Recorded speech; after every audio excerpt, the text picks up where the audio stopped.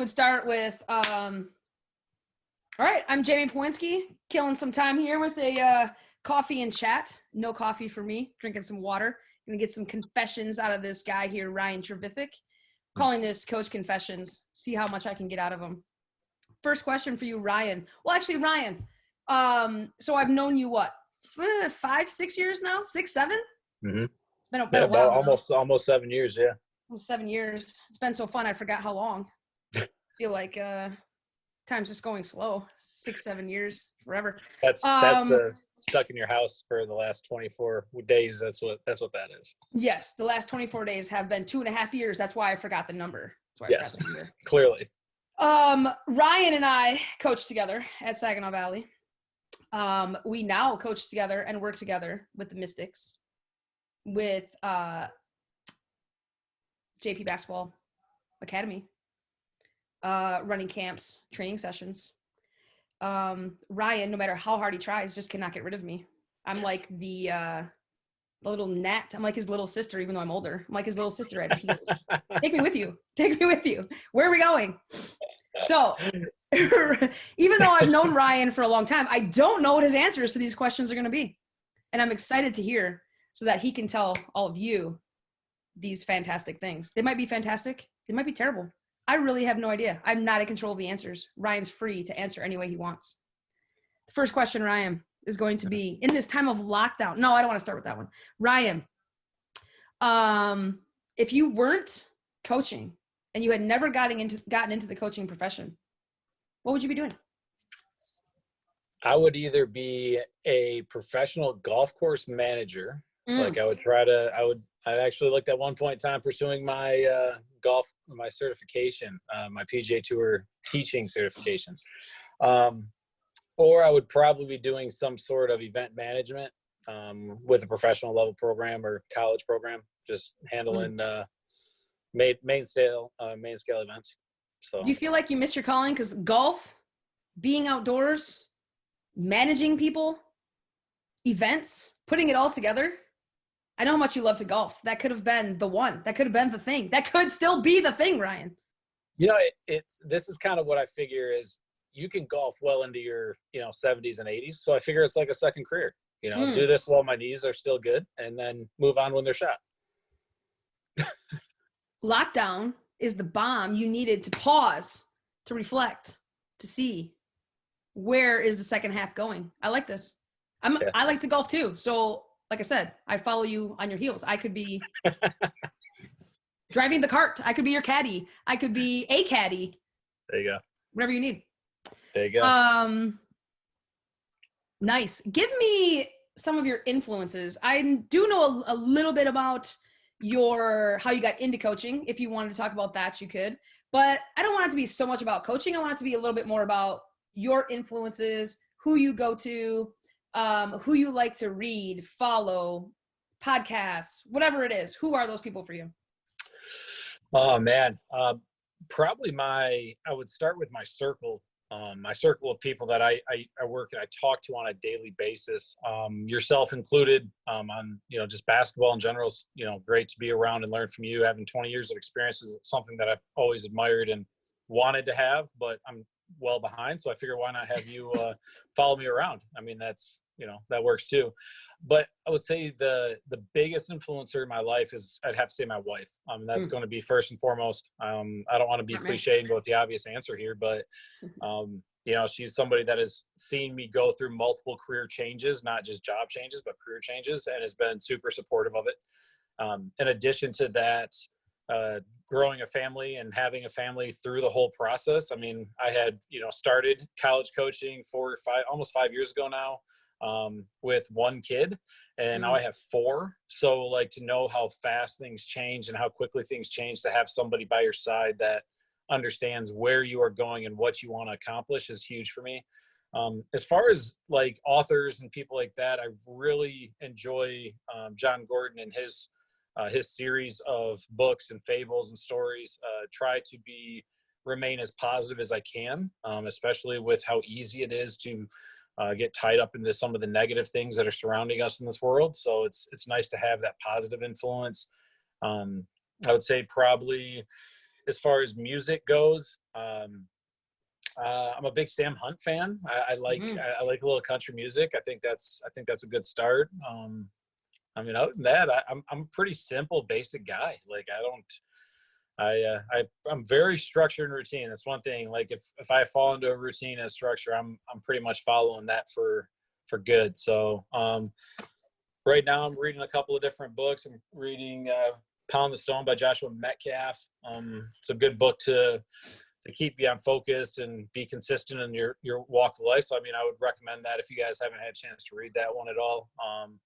And then one I'm actually reading with my team right now it's called Make Your Bed by Admiral William McRaven.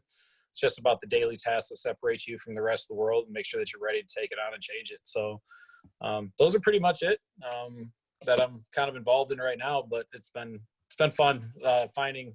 I've read more in the last year, Coach B, than I have in probably my previous 30 plus years combined. So sounds awesome. I feel like I've just rubbed off on you. All my reading, you have no choice.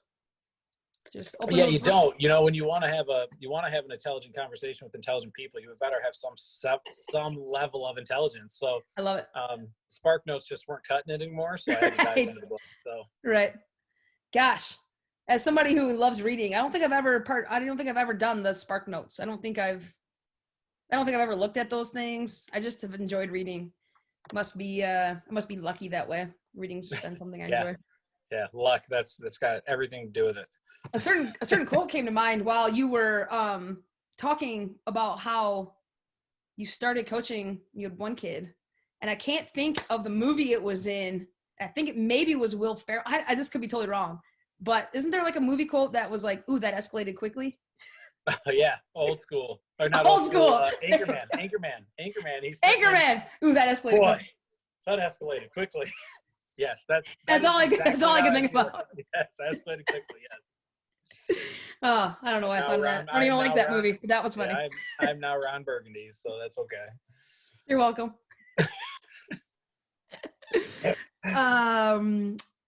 Okay, let's go a little deeper. Deeper. Right. So, if you could relive any 2 hours of your life, you can't redo them. You can't rearrange anything. You just have to relive it. You can't. I'm gonna give you some parameters. Not allowed to choose your marriage or your wedding. Not allowed to choose the birth of any of your children, because I wouldn't want you to say one was better than another. So no reliving that. We want to keep the family intact. So we're just going to take that out. What would be the 2 hours that you would relive? That is a great question.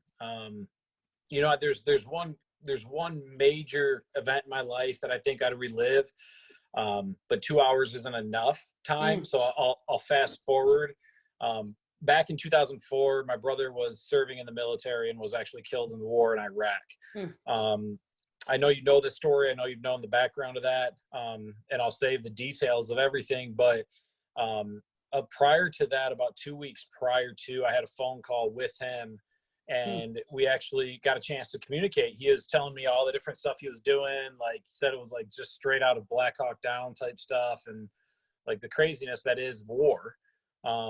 And I just remember sitting on the phone, and all I could talk about was, all he wanted to know was what was going on in my life. That's all he cared about. Like, you know, hey, how's this going? Hey, who are you dating? What are you, what's going on here? Are you ready for spring break? Like, he was asking me all these questions, and I would just do anything to have that 2 hours back, to just be able to, obviously knowing then what I know now, but sure. I think just maturity has a lot to do with the moments that you spend, and experience is what you get when you didn't get what you wanted. I'm a big Randy Pausch fan, which I guess that's another influence, but understanding that you have to live every moment for what it's worth, and not even having a conversation with him about anything relative. Like, he was just so powerful and wanting to know what's going on in my life that I would probably reverse that and ask and be like, hey,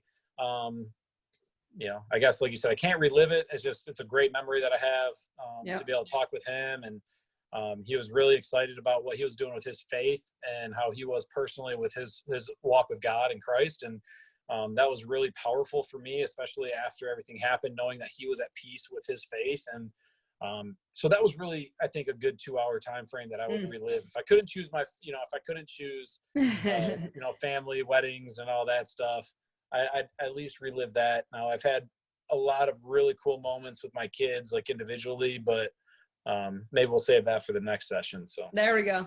That's a really cool answer. I like the reassurance and peace you felt from that conversation with his walk with God. I think that you went away. I think that it's a little pertinent, even equal parallel lines a little bit to what a lot of people are facing right now. Just the uncertainty, trying to get back to their faith and their religion and their walk with God, just to make sure that things are to find a little peace, a little structure in their life. I like that a lot. During this lockdown, since we mentioned the lockdown and this time of craziness here that we're talking, I'm in my bedroom, you're in your bedroom. We don't normally talk in our bedrooms. Weird. This is where I work now. True. From my bed. Pillows right here.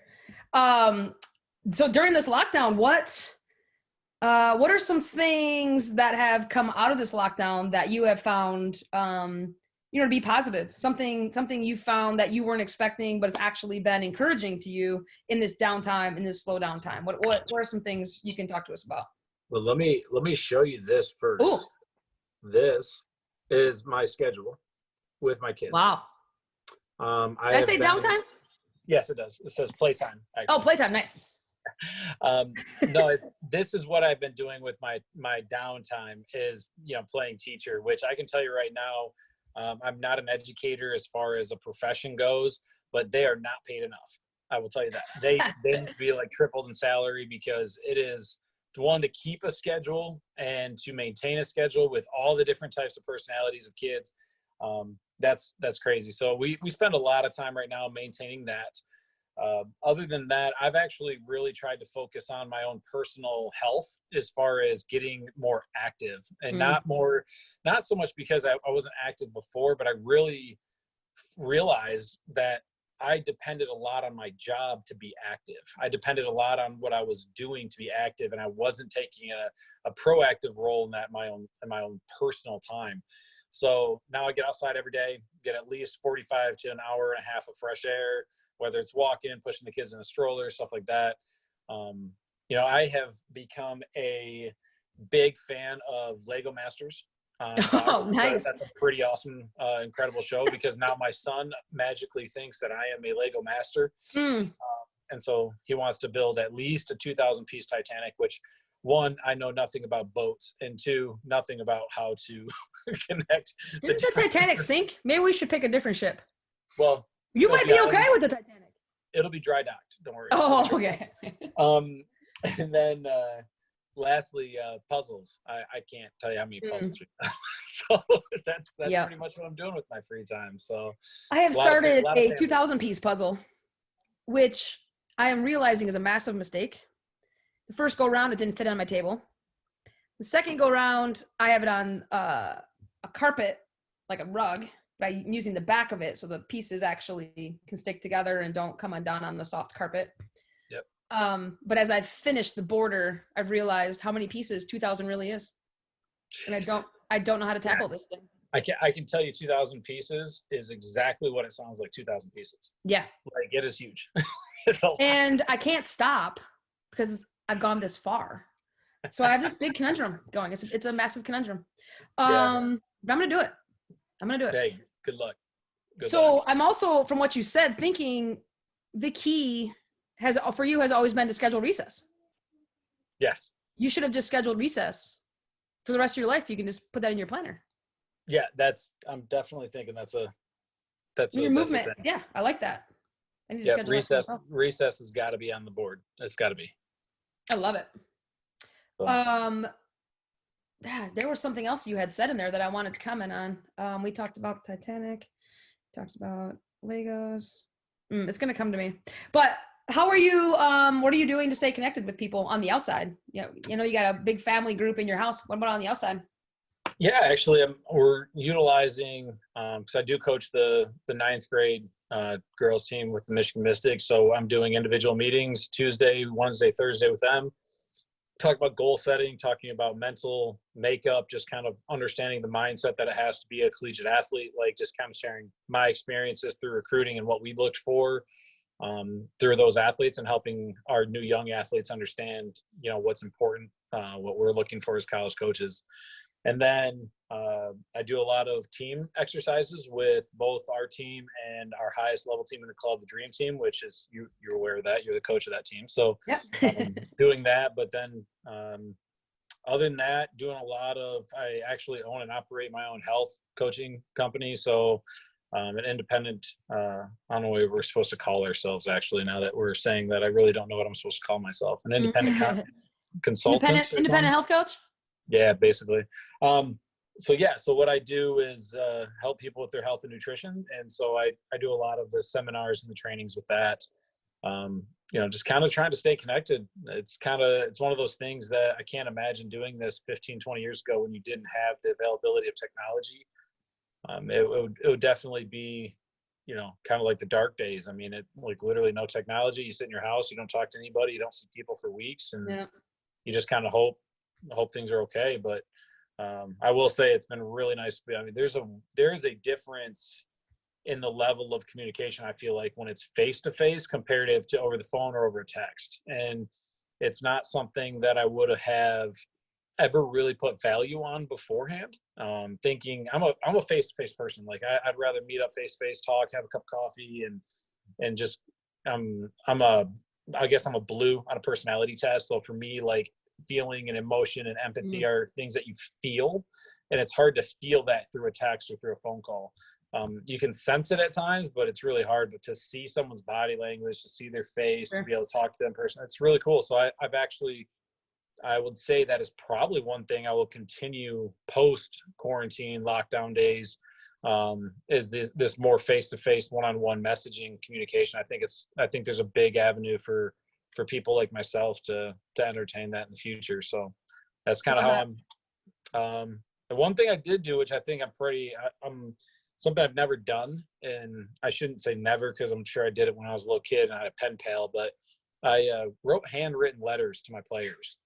I thought that was kind of important. One, because you don't really expect it, and two, I think it just puts. It's kind of like John Gordon wrote a book called Soup, and it just makes a difference. The difference when somebody puts time into something, into the ingredients. The ingredients don't change, but the one thing you put in is love and time, and that's something that you can't replace. And so I did that, and I'll be discussing this week on our individual meetings, like what that did for them and how they felt, and then I'll be encouraging them to do the same to people in their lives. Maybe reconnect that way too. So that's a couple of different things. That's great. Those are really good. You mentioned John Gordon a couple times. Do you have a one word for the year? Great. Yeah, that's a great question. Yes, I do. The word that I have chosen for this year is enhance. Just felt like after a lot of prayer, a lot of thought, I don't meditate, but if I did, I'm sure it would have popped up there as well. Really felt that enhance was something that I wanted to contribute, especially when I stepped away from college basketball. You're not surrounded by a bunch of people that are just there. You're surrounded by the people that you choose. Self-employed, working with the Michigan Mystics, working with you at JP Academy. I think it's just you choose the people you're surrounding yourself with, and I wanted to make sure that I enhanced the lives of those people that I spent time with, because they were in fact also choosing me. And so wanted to enhance my marriage with my wife, knowing that we'd have more time together at home. Wanted to enhance my relationship with my kids, which is why I chose not to go back to a 9-to-5. So I just thought enhance was a very powerful word for my direction in 2020. Like that. It's a great word. This has been on my mind to say this. I can't for sure say it's fact. I know I read this somewhere. I can't even tell you where. But you were talking about face-to-face conversations versus text or social media, stuff like that. But when you even call and hear a voice, or now you add in face-to-face and hear the voice, it almost, or it gives your brain, I believe, triggers of dopamine. So it actually is way more encouraging and way more beneficial to your mood, and enhancing your mood and the way you feel versus just sending a text message. It's almost like it didn't even happen when you just get a text message. Hearing a voice or seeing a face can almost be like getting a hug. Interesting. Yeah. And if that's not true, wouldn't that be awesome to believe? Oh, absolutely. Yeah. I believe it. It is. I think it is true. I just can't put science or fact behind it. Can't put a name Hey, to you it. know, I would take it no matter what. I think just because of that it's funny because the Snapchat and the TikTok and all these different ways of communication that the younger generation has found to be extremely beneficial, and older generations have found very annoying at times. I think there might be onto something. Is that it's that virtual hug, and we just never realized it because we didn't grow up with virtual hugs. So maybe. So. It's a good point. We should look into that. I might need to do research on that. I don't have the science to back up any of the theories though. My dislike for social media is going to argue that on the other side. I don't have any facts right now to bring out on that one. All right. Are there any specific resources that you are using right now that you did not use before to either impact others or do positive things during this time of lockdown, or to help you stay positive in this time of lockdown? K-Love Radio, I'll say that. Oh, nice. It's one of those things that you can stream live on iHeartRadio. K-Love is it's a nonprofit Christian music, radio station. So love their music. It's just positive. Yeah. Kind of surround yourself with it. And then I've been reading a book by John Gordon, Daniel Decker called Stay Positive. Just excerpts from all of his books. And it's just kind of like a little daily devotional kind of thing. Like just find one or two excerpts and try to apply it to your life and then live the day on it. So those are kind of my two resources that I've been going to. I like it. I find it amazing how many people right now in this lockdown are giving away free things. Like Orange Theory's giving free workouts. Peloton's got free workouts. Nike's got free workouts. Some of the music apps have free things, 60, 90 days. I can't wait to see what happens on the other side of the lockdown. Are these businesses going to boom because people have had a taste of them? Or is it going to go back status quo? Are they going to have to change the way they do business because they've given so much free stuff away? I just find it really interesting. I think it's a great business move on their part, everyone's part, to do this. I just find that really interesting. As you said, K-Love, it reminded me of like XM radio, and I haven't been in my car for 2 weeks. I would say I would be intrigued to see, because like there's a virtual coaching clinic right now that's going on for free, which I didn't mention that.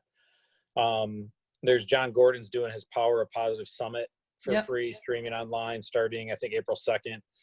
And like these things are all, these are masters and experts in their fields that are sharing their, intimate information. It'll be really intriguing to see what happens when they do go back. Like, have you depended on that? Have you created this dependability? I think the one thing that's going to change drastically is online shopping, delivery, as far as like food. Like once you get into a habit of realizing, oh, I don't have to go to the grocery store to get my food. Like we just ordered stuff from Costco for delivery. Like that. It's so many places you can't even get a Shipt shopper. I'm about 2 weeks away from being a Shipt shopper. No joke. Yeah, we don't have we I don't mind grocery shopping. I actually like it. Yeah, we don't have right now. We don't have it's like 5 days for grocery shopping. But we have 8 people in my house, so we're grocery shopping weekly. But if we get into the habit of not going to the grocery store, it's hard to get out of that habit. For sure, so convenient. You had mentioned teachers, being underappreciated, which I think people kind of knew they were. And now it's obviously been amplified by parents having to teach and realizing how difficult that is. I would throw hairdressers in there. I would throw the hairdresser in. Somebody asked me the number one thing that you will do when lockdown is over. And I was like, oh, haircut, hands down. Like hands down. There's not even gonna be a question. So I'm getting worried that as this date of lockdown gets pushed back, like I legitimately am going to have a mullet. Like it's going to happen. And I can't stop it. I don't know what I'm gonna do. Like I'm gonna have a gray mullet. or I'm gonna shave my head. And I can't promise what's gonna happen. Just throwing it out there for everybody to be prepared. I will come on one of these chats and my head will be shaved and people will be like, whoa. You're gonna be the one that starts wearing bandanas and like big old like Kentucky Derby hats. Yes, I'm gonna have. It's gonna be interesting. If this goes, well, I'm stretching it to April 13th. It's already gonna be a problem. So yeah. Well, I have a question for you that I have not told you about yet. Ooh. And we were gonna speed round, but I think I want to do this instead. Using the initials of your name, give me your music festival lineup for the summer. Rascal Flats. Ooh, nice. I don't know. I don't know. Let's see here. Oh, we got Dave Matthews Band. That's the only one I was thinking of. You got you could go with like a person if you could think of a person. I can't. Yes, yeah, this is on the spot. This is a tough one. I don't know. She's hiding from you. You have to find her. My kids are playing hide and go seek with my wife, and they don't know where she's at. Oh, that's awesome. She must have found a good spot. Well, she opened the door, so they think that she's in here, and she's definitely not.